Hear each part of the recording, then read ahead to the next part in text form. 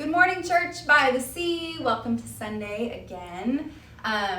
Sure do miss getting our hands on you guys, but it's okay. We're all doing super great, and hopefully you're finding ways to connect throughout the week or in your days or whatever.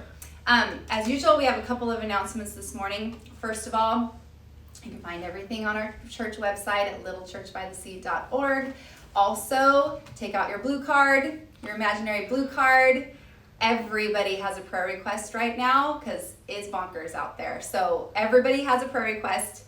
Go get on your computer and send your prayer request, please, to prayer@lagunaefc.org. There are people praying over theirs all week, and we all got them. So please, please, please utilize that.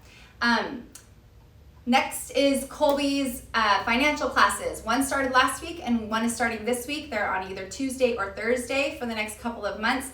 They're just about financial freedom, about financial peace, about bringing that aspect of your life under God's tutelage, under God's control, allowing Him to be kind of like the leader for you in those areas.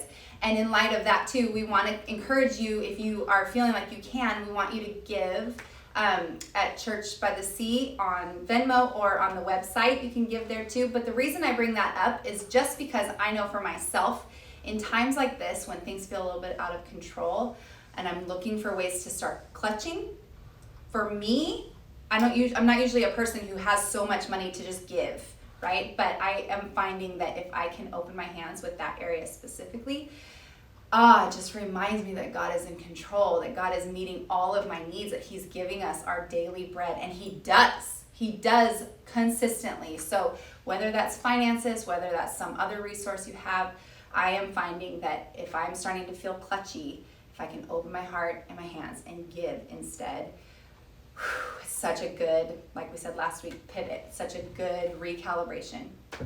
So just want to encourage you in those things. The last announcement is a really fun one. We have a new youth pastor. Yay! So it's been about a year of that search. Certainly the last couple of months have thrown a kind of a crazy wrench in all of it. But back at the beginning of summer, really, Taylor came in to lead our kids interim, which she's so great. We all love Taylor, but then she had a bunch of health issues that kind of took her out of that role, and luckily Ricky Farnes jumped in, and she did an amazing job rallying volunteers and really getting the kids involved, and she's got such a sweet way of connecting with the kids. She did it all year long. That was supposed to end in March as she's in school. And then we went into quarantine, and you know what? During this whole time, she's been texting my kids and all of our kids. She's been doing Zoom calls. It's been so sweet, and she's been so amazing. And so through this whole year, we've had a search committee looking for a youth pastor. Went through all kinds of applications and things, and then probably the end of the year, just before Christmas maybe, or just after, I can't exactly remember, but we found him. His name's Daniel, and he is awesome sauce. You guys are gonna love him. He is a surfer, he's a skater, he's from Orange County he's from like Central Coast originally. Awesome guy. He's getting his MDiv, finishing it up at Pepperdine. He's friends with Caleb, he's friends with Lyle, who's one of our volunteers in our youth group. He's just got an awesome spirit about him. He cares so much about the kids, like leaning their hearts into Jesus, connecting their hearts to Jesus. And so he came and he spoke to the kids. I was super blessed by it. My kids were totally connected to it. You guys are gonna love him. He's super, super great. He's gonna be such an awesome addition to our team and to our church and where our church is going. So Daniel, we're super excited to have you, hopefully sooner than later. As soon as maybe things lighten up a little bit, he's gonna try and start meeting with small groups of kids or even one-on-one until we can get all the kids together. But he's gonna be great. You guys are gonna love him. We're just really, really excited about that. So wanted to let you know, we have a youth pastor. And thank you, Ricky, for just totally taking the charge on that and leading the charge, and you've been amazing. So, and that's it for announcements. Let's now go into a time of worship. Okay, let's just pray as we go into a time of worship. So Jesus, we thank you so much for your love. We thank you that you're with us and for us, and God, that you're always faithful. I just thank you, Jesus, that you are certain. You are our steady ground when everything around us feels like it's shaking, that you're the rock upon which we build our lives. And we just trust you. We bring our hearts to you today and say, God, I'm yours. We're your people. We're the sheep of your pasture. And we trust you and we love you. We turn our hearts to praise you this morning, to see you in all your beauty and glory as you are, and to respond in praise and honor to your name. And we just ask, Father, that you'd come meet us here today. We want to experience your presence and your peace. You are the Prince of Peace. And as we worship, we just remember where our hope is found, and that you are the one that fills our souls and provides. So God, we love you. Thank you for being with us. It's so good. In Jesus' name, amen.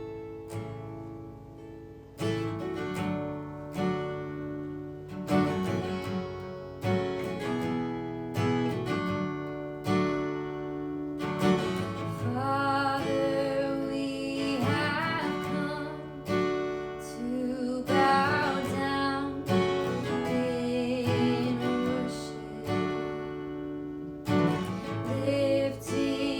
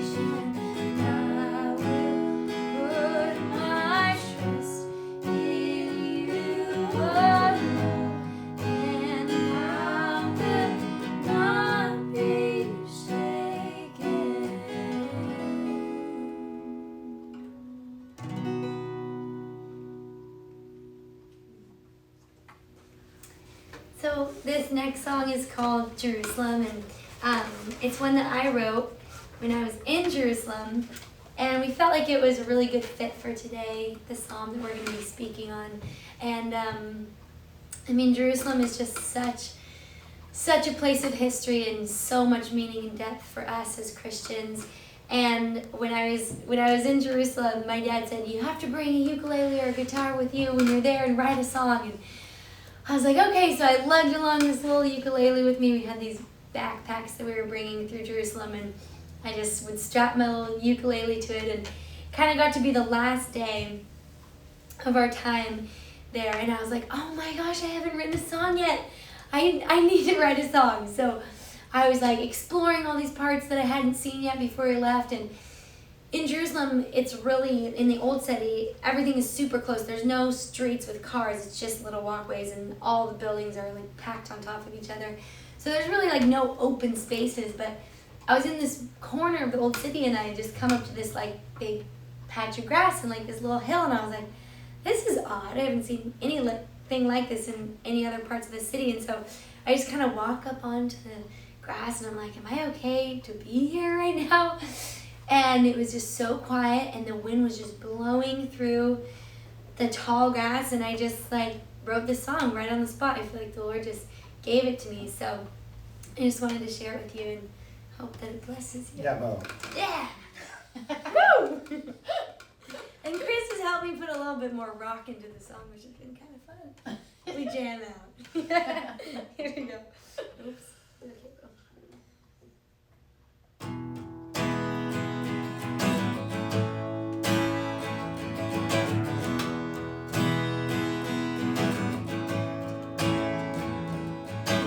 Land of beauty and history,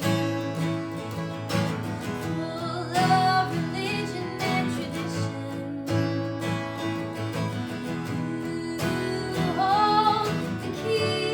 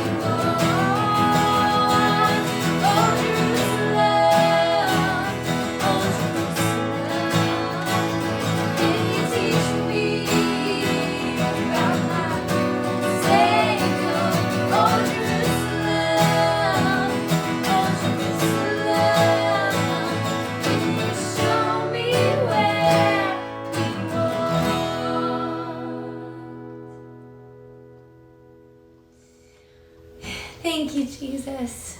Thank you for coming down and living in the flesh and walking among us, teaching us the way to life and to freedom and to hope. And we thank you for our hope that is in you, for the resurrection and the truth that no matter what may come, you are constant and steady, and we have a hope beyond what is. So God, I pray that you would just fill us afresh today. And I ask that you would bless Jeff as he speaks, and that you would just anoint his words to touch our hearts, to mend what's broken, to bring peace where there's anxiety, to bring hope where there's fear, to bring strength where there's weakness, to give us courage. Thank you that that's what your word does. It makes us new. So would you breathe upon us, and would you speak to us this morning? In Jesus' name, amen. Good morning, church. I wanted to begin today by just recognizing a sort of collective moment of suffering that we had this week. We had this moment where the beaches were opened for like a split second, only to have them closed again. And I feel like the whole town just let out this sort of audible groan all at once. And I say that because I think that all of us have felt like we are in a time of fasting. Not the intentional kind of fasting, but the fasting that's been put on us, where some of the things that we just cherish the most in life have been missing, to the point where there's this, not just a deep longing, but almost a sort of building desperation in us. And I thought I would remind us, first off, that we will get back out there and things will be okay and things are going to return to a semblance of normal. It's coming.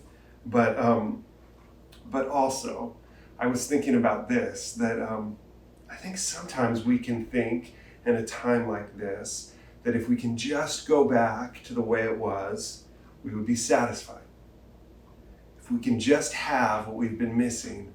And the truth is, if you fasted for something for any period of time, when you do get that first bite, it's incredible. When you get that first taste of something that you've been longing for, it does taste that good.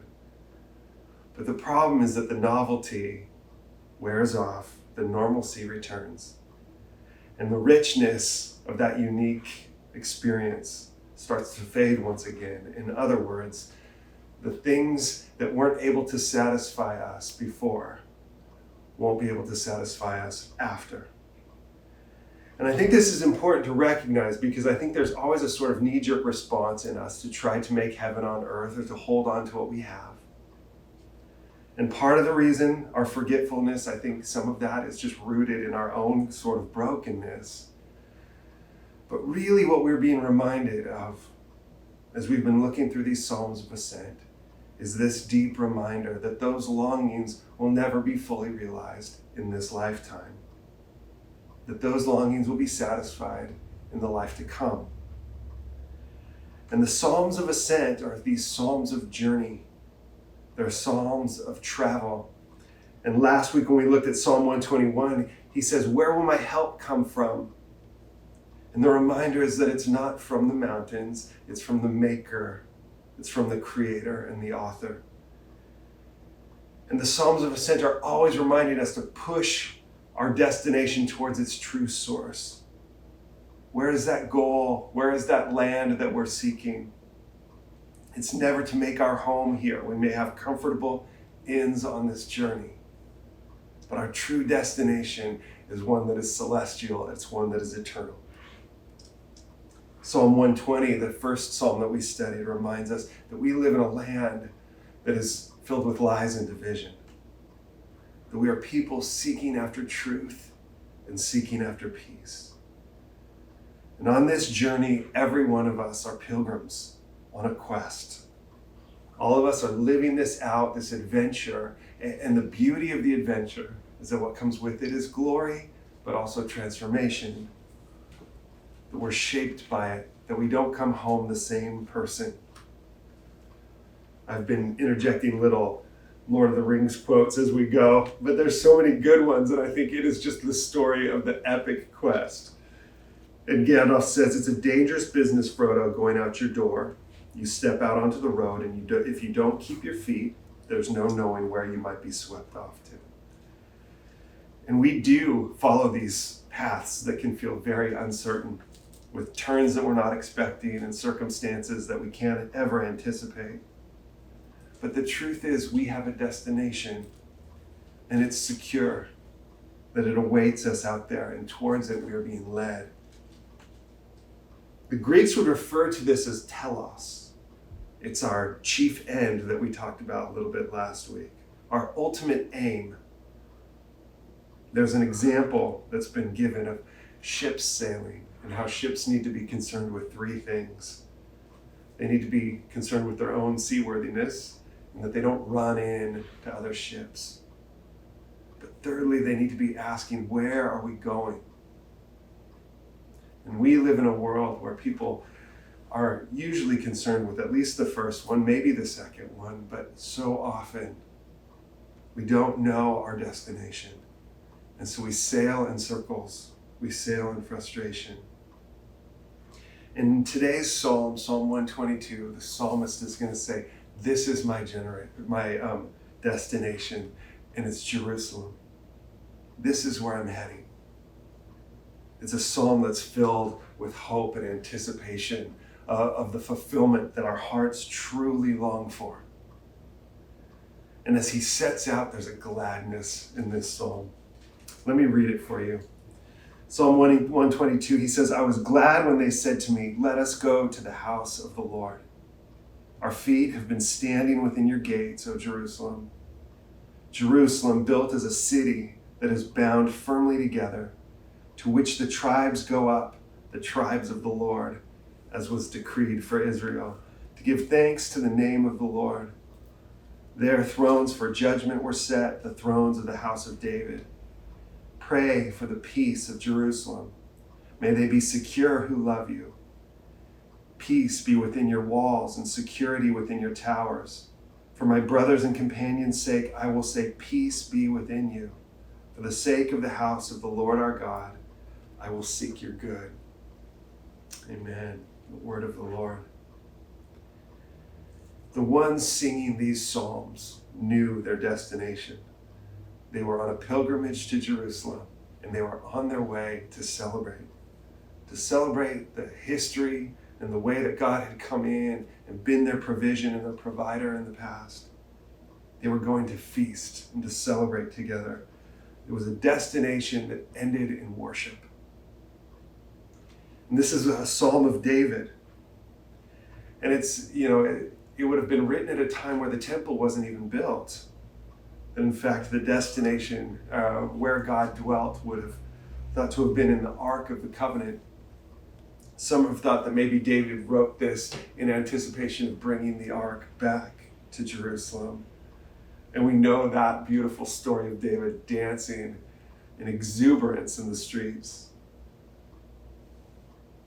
The psalm begins by referring to the beginning of the journey. He goes all the way back to the start. He remembers back, I was glad when they said to me, let us go to the house of the Lord. It reminds me of when I was a kid, we used to take road trips all the time. We had this VW bus and we'd get up like in the dark to head out. So we didn't hit any traffic starting out. I just remember as a kid like bundling into the car as we were setting off on our vacation. And I wonder if it's somewhat that for the writer of this. That sense of anticipation, let us go. I love that it's let us go. And we're reminded here that the journey that we take is not alone. We take the journey together. This is, to me, one of the greatest gifts of church. One of the greatest gifts that we go together, encourage each other, help carry each other's burdens. We're pilgrims, but we're not pilgrims that are solitary pilgrims. We go linking arms. We go singing these songs together. They're our songs. The heart response of the psalmist is gladness and delight. They're going to Jerusalem. If we know anything about David, we know that he's a worshiper. Before anything, he's a musician. Before he's a king, before he's a warrior, this shepherd worshiper. And God tells us that David has a heart like his own. And if anything should compel us to worship, it's that reality that God himself is a worshiper.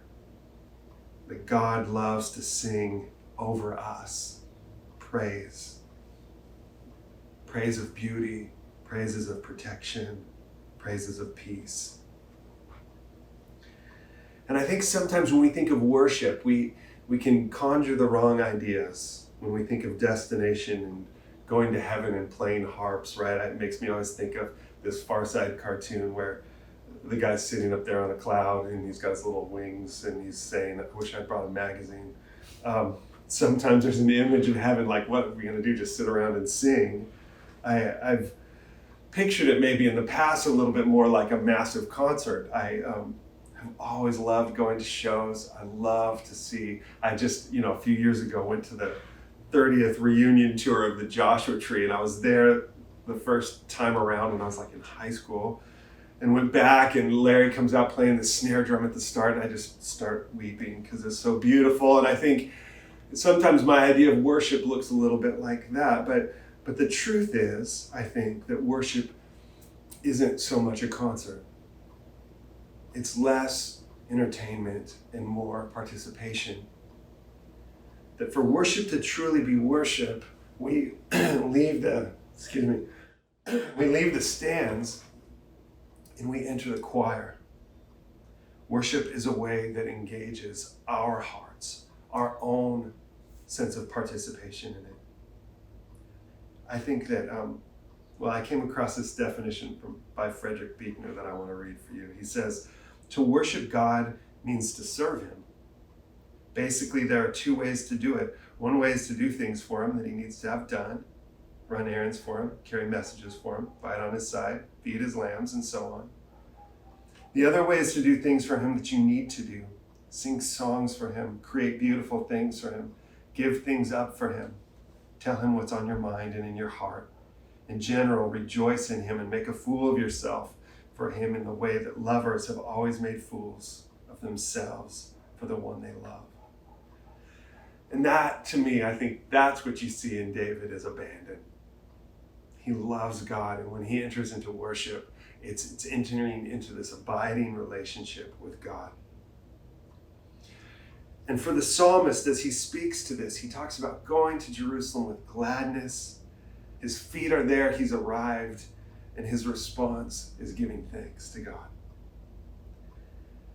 And I think that this idea of gratitude is helpful for us in understanding how we enter into worship.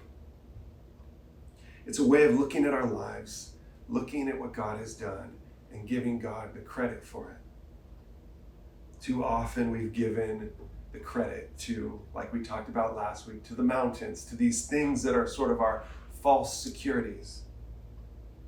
When in fact, each of these things, every good and perfect gift, is from above, coming down from the Father of lights, with whom there's no variation or shadow due to change.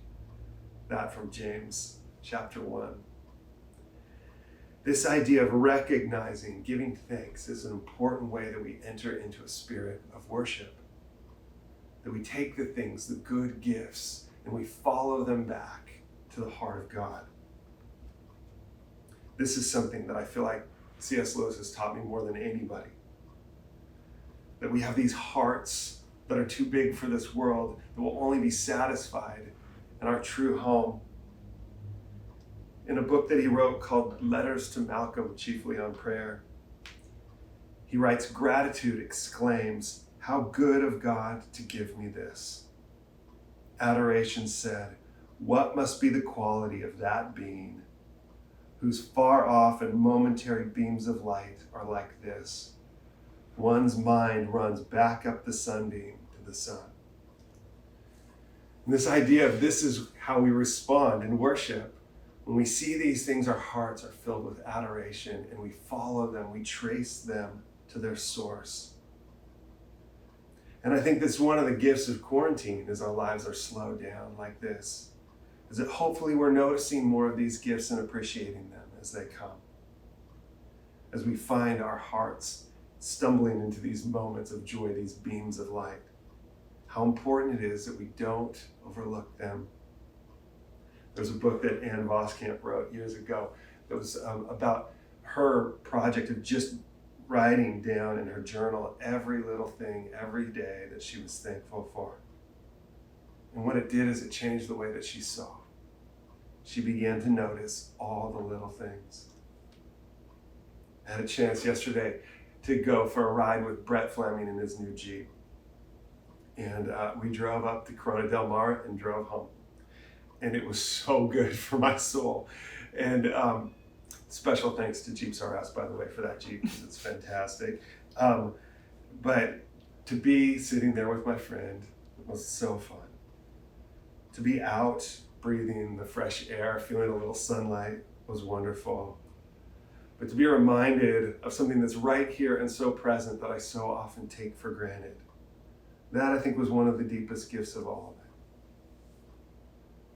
And as we give thanks and as we recognize the good things in our life, our hearts become glad. But we have to do it like a discipline. I don't think it's just the natural way that our hearts go. We have to learn to do it. It takes practice, and so does worship. Worship isn't just an overwhelming feeling that pours out of it, although sometimes it does. But worship is something that we build. We build the muscles for. We build that way of seeing, and as we do, we change and we grow. As we sing, we participate in something so much bigger than us. I think that worship has this way of changing the atmosphere around us. It has this way of pushing back the darkness. It helps us remember who we're called to be. And it prepares us, I think, for heaven. That move into worship is a self-forgetful move. As we move into gratitude, we are letting ourselves grow smaller and our realizations of God grow larger. We begin to see rightly. Gratitude puts the attention properly on God, where it belongs. And here's the thing, that when we are worshiping, when we are singing, not only do we experience joy, not only do our hearts change, but it starts to result in action. We want to participate. We want to give something back. I wish so much that I could sing like Chris and Maria and Aria and Patty, and I wish I was a musician. I'll fiddle around here or there. But the fact of the matter is, that's just one way to worship. That there are so many ways that we participate. And that each one of us is able to find this thing in ourselves that we are able to offer. Our hearts in some way creatively pouring forth. In a way that allows us to shine. Allows us to illuminate. I was reading a story, and the other day it was about this family, and it was the birthday of the father, and each of the kids had brought a gift. And as they were bringing their gifts to the dad, he was delighting with each one. And his little 4-year-old was there and observing all this. She realized she didn't have a gift, so she went and just started picking up things around the house and wrapping them and bringing them to her dad.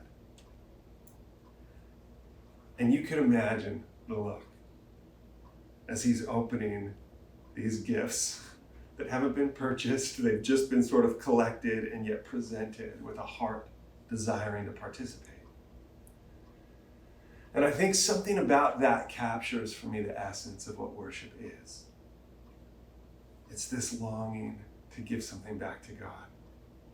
It's that stirring, even if we think, I have nothing to give, but all I want to do is just wrap whatever I have and present it. I think of all the little cherished things I have from my kids, little drawings, little things that they've made, things that I will keep forever because they remind me of just that tender little heart. This to me is what worship feels like. That's the texture of it.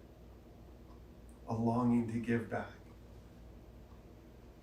And worship always, I think, when we participate in it, bears a sort of fruit.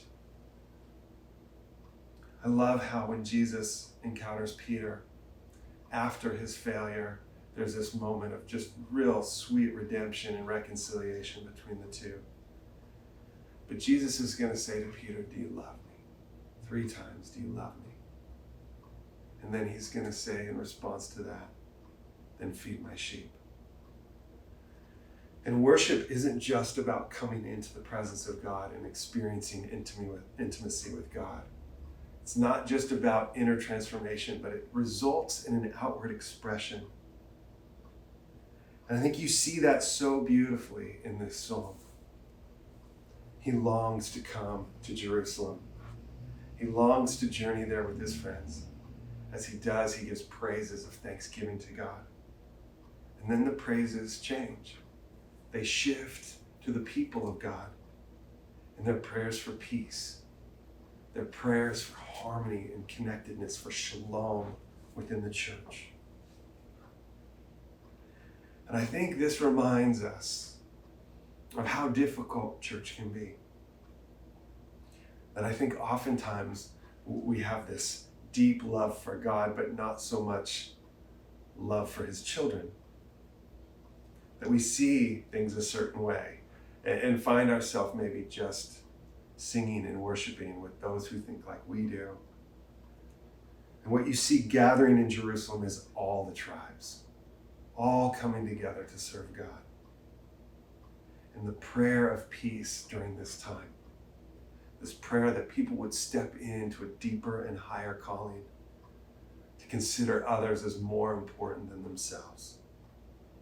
This kind of love is so rare, which is why John tells us this is like the best way to bring the truth of the gospel forward, is for the church to love the church. So often we don't. To learn how to love each other, blemishes and all. This is so important for us entering into who we were meant to be.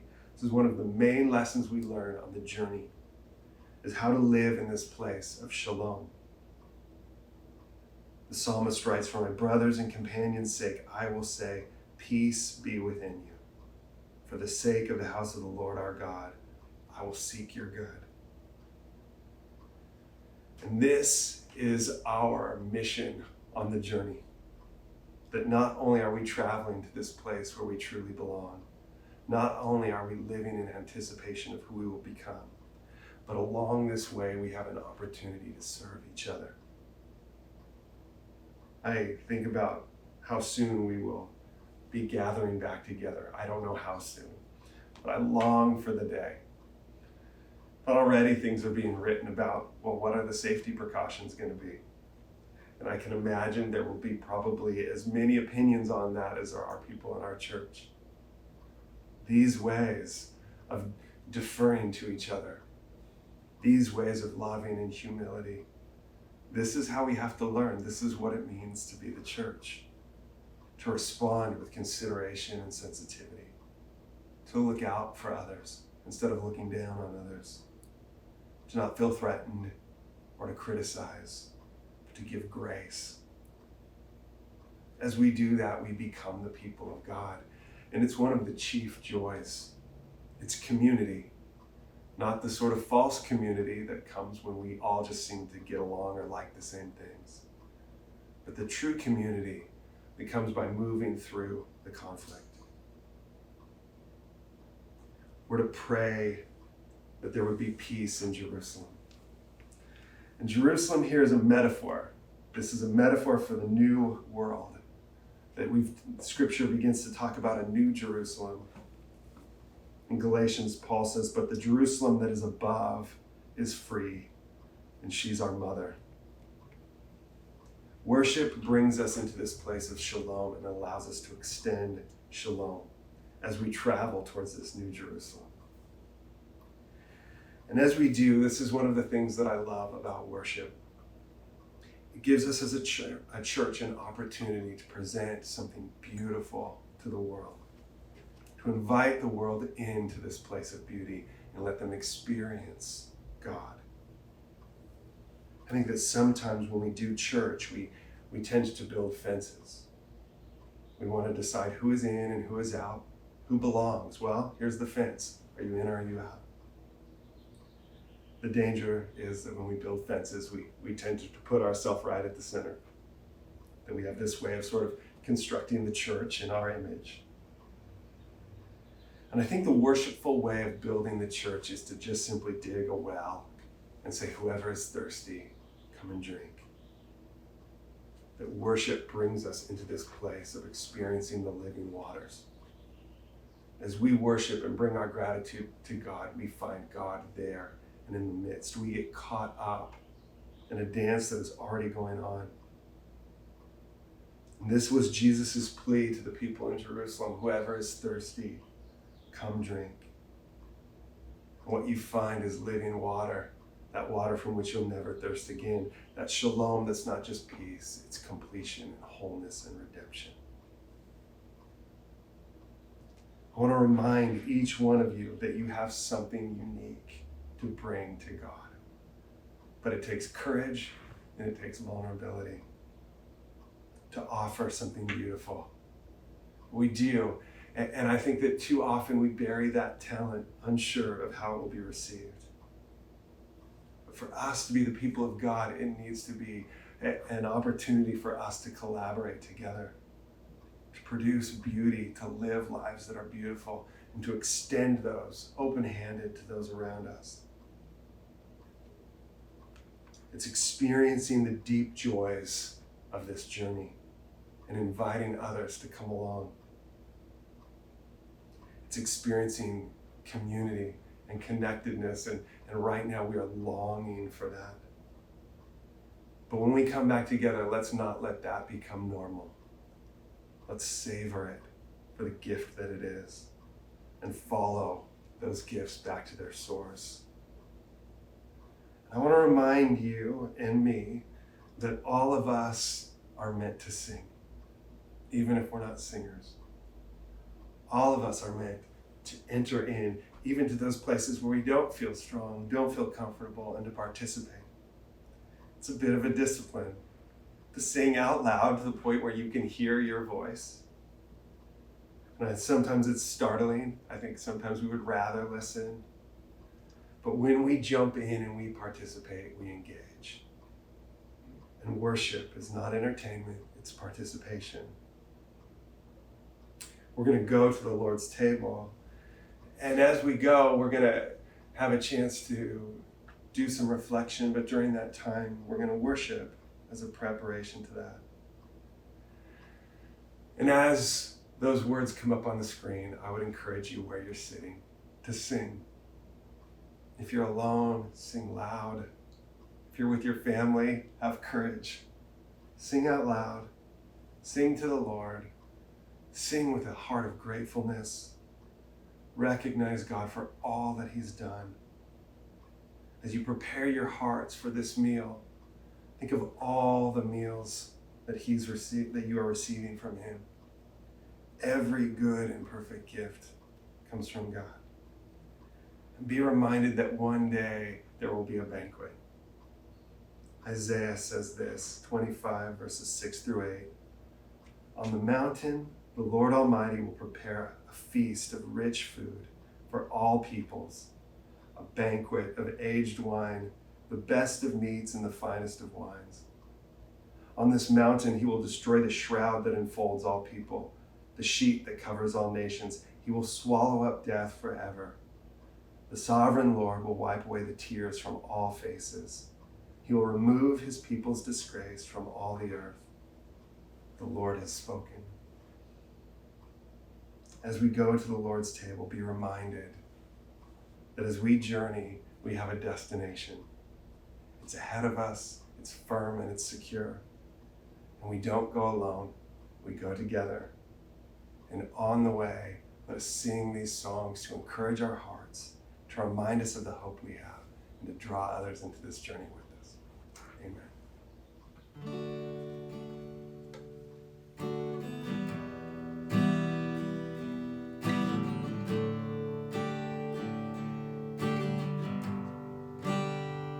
What joy is found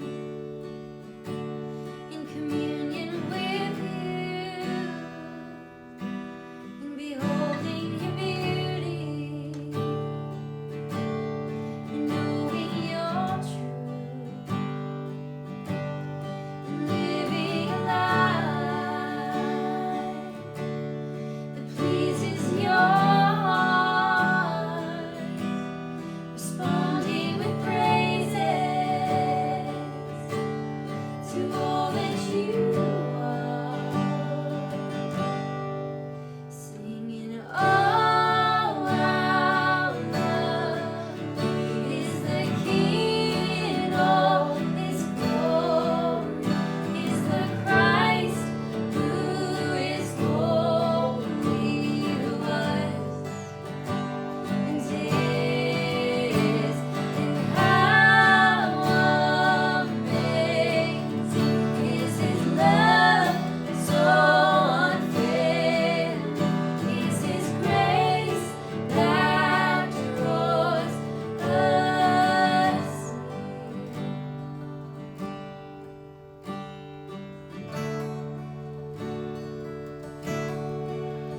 Jesus, on the night He was betrayed, took bread. And after He had broken it and given thanks, He said, "This is my body, broken for you. Do this in remembrance of me."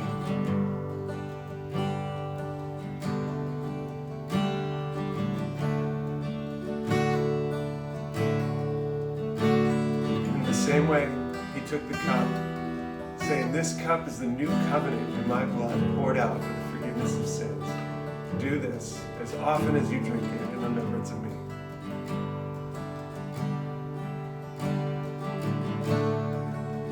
As often as you eat this bread and drink this cup, you proclaim the Lord's death until He comes.